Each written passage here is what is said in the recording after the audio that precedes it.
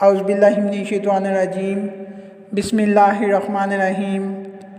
محترم سامعین، آج ہم آپ کو غلاف کعبہ، اس کی تاریخی اہمیت، غلاف کعبہ کے مختلف رنگ اور کس کس دور میں کن کن رنگوں کے ساتھ غلاف کعبہ کو تبدیل کیا گیا اس کے بارے میں بتائیں گے۔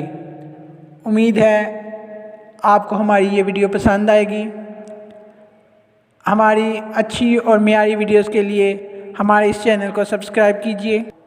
غلاف کعبہ، جسے کسوہ یا قصوہ بھی کہا جاتا ہے، پیغمبر اسلام اور ان کے صحابہ کی سنت پر عمل کرتے ہوئے ہر سال 9 ذی الحج کو غلاف کعبہ تبدیل کیا جاتا ہے۔ واضح رہے کہ 9 ہجری میں فتح مکہ کے بعد پیغمبر اسلام صلی اللہ علیہ وسلم نے حجۃ الوداع کے موقع پر کعبہ پر یمنی کپڑے سے تیار کیا گیا غلاف چڑھایا تھا۔ سینٹر آف مکہ ہسٹری کے ڈائریکٹر ڈاکٹر فاضل داہس نے عرب نیوز کو بتایا کہ ایک بار کعبہ پر سفید، ایک بار سرخ اور ایک بار سیاہ رنگ کا غلاف چڑھایا تھا۔ ہر دور میں غلاف کعبہ کے رنگ کا انتخاب مالی وسائل کی بنیاد پر کیا جاتا تھا۔ قبطی کپڑا، جو کہ مصر سے لایا جاتا تھا، جو ایک زمانے میں غلاف کعبہ کے لیے بہترین کپڑوں میں سے ایک تھا۔ یمنی قصوہ بھی عمدہ کپڑا سمجھا جاتا تھا اور اس وقت بہت مشہور تھا۔ الداہس نے غلاف کعبہ کے رنگ کی تبدیلی کے بارے میں بتایا کہ سفید سب سے زیادہ چمکدار رنگ ہے، لیکن اس کپڑے میں پائیداری نہیں ہے۔ اس رنگ کا کپڑا اکثر پھٹ جاتا تھا یا گندا ہو جاتا تھا، جبکہ حاجیوں کے چھونے سے خراب ہونے کا بھی خدشہ ہوتا تھا۔ اس لیے سیاہ رنگ کے شملے والے اس کو سیاہ رنگ کے شملہ کپڑا میں تبدیل کیا گیا، جو کہ عرب خیموں کی تیاری میں استعمال کیا جاتا تھا۔ غلاف کعبہ کیسا ہونا چاہیے تھا؟ یہ خیال آگے بڑھا اور اسے سرخ رنگ کے مصری کپڑے یعنی کبتا میں تبدیل کر دیا گیا۔ اس کے علاوہ انتاخ، جو چمڑے سے تیار کیا جاتا تھا، اور مختلف اقسام کے کھردرے کپڑے غلاف کعبہ کے حصے بنائے گئے۔ ڈاکٹر فاضل کا کہنا ہے کہ کپڑے کی دستیابی کے ساتھ ساتھ وقتاً فوقتاً غلاف کعبہ میں تبدیلی ہوتی رہی۔ تبدیلی کا یہ دور خلفائے راشدین سے لے کر اموی اور عباسی دور کے حکمرانوں تک جاری رہا۔ عباسی دور کے اختتام پر سیاہ رنگ کا قصوہ حتمی قرار دیا گیا، کیونکہ عازمین حج کے چھونے سے یہ خراب نہیں ہوتا تھا۔ تاریخی کتابوں کے مطابق اسلام سے پہلے یمن کے پہلے بادشاہ طبع حمیری وہ پہلے شخص تھے جنہوں نے پہلی بار کعبہ پر غلاف چڑھایا۔ وہ احتراماً شہر مکہ میں داخل ہوئے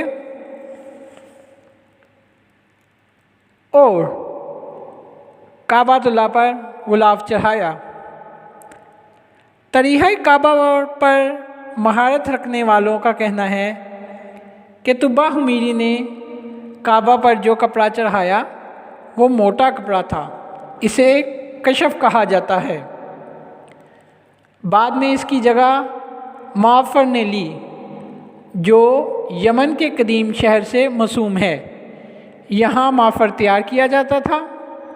بعد ازاں شاہ یمن نے کعبہ پر ملعہ کا کپڑا چڑھایا جو کہ نرم کپڑے کا پارسا ہوتا تھا، جسے ربیتا کہا جاتا ہے۔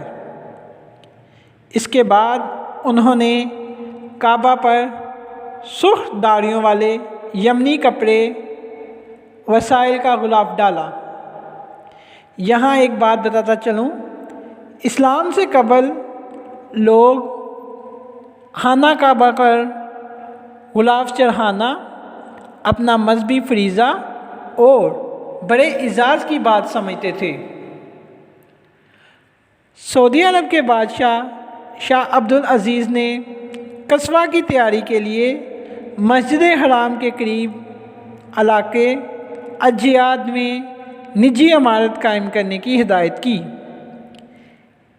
یہ اسلام سے پہلے سے کعبہ پر غلاف چڑھانے کے دور سے لے کر موجودہ دور تک حجاز میں پہلی محسوس عمارت تھی جہاں غلاف کعبہ تیار کیا جاتا تھا۔ اس دور میں مکہ میں کارخانہ لگایا گیا جہاں پہلی بار قصوہ تیار کیا گیا۔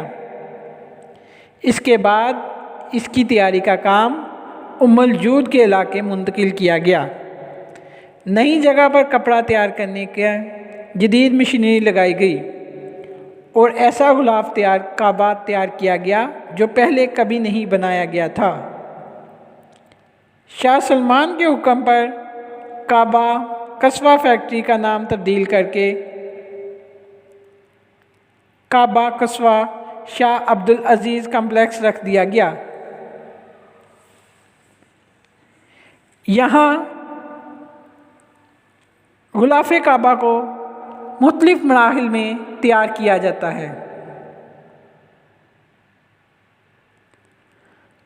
غلاف کعبہ کے لیے 670 کلو گرام خالص قدرتی ریشم استعمال کی جاتی ہے، جسے مختلف قسم کے کیمیکل سے دھو کر داغوں کی شکل میں تیار کیا جاتا ہے۔ اس کے بعد مختلف مشینوں کے ذریعے ان ریشم کے داغوں اور سونے کی تاروں سے سلک کے کپڑے پر قرآن مجید کی آیات لکھی جاتی ہیں۔ تمام تیاری کے مراحل کے بعد اس پر سفید دھاگا چڑھا دیا جاتا ہے۔ جب غلاف کعبہ مسجد حرام میں پہنچتا ہے تو اس سفید کپڑے کو اتار کر ایک محسوس طریقے سے کعبہ کی دیواروں پر لگایا جاتا ہے، اور ہر سال وقوف عرفات کے بعد 9 ذی الحج کو کعبہ کا غلاف تبدیل کیا جاتا ہے۔ اللہ تعالیٰ سے دعا ہے کہ اللہ تعالیٰ تمام مسلمانوں کو اس مقدس گھر کی زیارت نصیب فرمائے اور تمام مسلمانوں پر اپنا خاص کرم فضل فرمائے۔